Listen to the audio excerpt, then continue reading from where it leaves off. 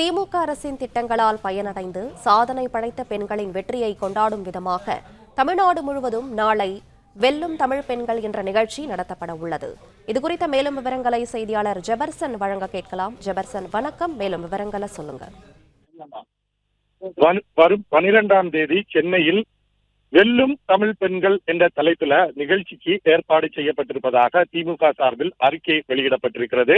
தமிழ்நாட்டின் சாதனை பெண்களின் மாபெரும் வெற்றியை கொண்டாடும் விதமாக கலைஞர் மகளிர் உதவித்தொகை திட்டத்தை 2வது கட்டத்தை விரிவாக்கம் செய்யவும் அதே தேதியில தமிழக முதலமைச்சர் அந்த திட்டத்தையும் தொடங்கி வைக்க இருப்பதாக அந்த அறிக்கையில் தெரிவிக்கப்பட்டிருக்கிறது. கலைஞர் மகளிர் உரிமை தொகை வழங்கும் திட்டம் ஏறத்தாழ 1 கோடி குடும்ப தலைவிகளுக்கு வழங்கப்பட்டு வருவதாகவும் கடந்த 27/3/2023 அன்று தமிழக முதலமைச்சரால் தொடங்கி வைக்கப்பட்டிருக்கிறது.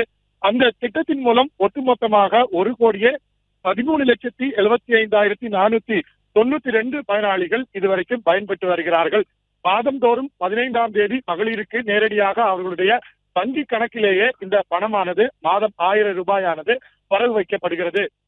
இந்த திட்டத்தை மேலும் விரிவுபடுத்த வேண்டும் என்று துணை முதலமைச்சர் உதயநிதி தொடர்ந்து கேட்டுக்கொண்டதற்கு இணங்க இந்த திட்டத்தை விரிவாக்கம் 2வது கட்டமாக விரிவாக்கம் செய்ய 12ஆம் தேதி நிகழ்ச்சியானது நடத்தப்பட இருப்பதாக அறிக்கை வெளியிடப்பட்டிருக்கிறது.